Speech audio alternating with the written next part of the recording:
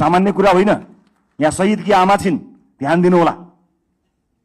कुनै पनि बिचौलियासँग साँठगाँठ गर्नुभन्दा, एक कप चिया खानुभन्दा अगाडि, उसको एक घुटको पानी खानुभन्दा अगाडि शहीदकी आमालाई सम्झिनु होला। आफ्नो छोरो चढाएर संसद छिरेकी छन् शहीदकी आमा। सामान्य कुरा होइन। यो देशमा बिचौलियागिरी बिगबिगी छ। मैले छोटो समयको राजनीतिमा जुन देखेँ त्यो अनुभव तपाईँलाई सुनाउँदैछु। तपाईँहरूलाई विचलित बनाउन, तपाईँलाई प्रभावित बनाउनको निमित्त मानिसहरू दौडन्छन्।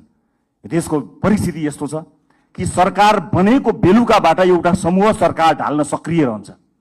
बनेको दिनबाट प्रत्येक पटक हामीले अभूतपूर्व जनमत प्राप्त गरेका छौँ। त्यो अभूतपूर्व जनमत प्राप्त गरेसँगै अब यिनीहरू बीच फाटो ल्याउन सकिन्छ कि भनेर ठाउँ ठाउँबाट प्रयास भएको तपाईँहरू हेर्नुहुन्छ होला नि। समाचारभित्रका नियतहरू पनि त हेर्न सकिन्छ नि कहिलेकाहीँ त। त्यस्ता ठाउँबाट हामी बच्नुपर्छ। हामीलाई फुटाउने, हामीलाई गिराउने, हामीलाई गरद गराउनेहरूको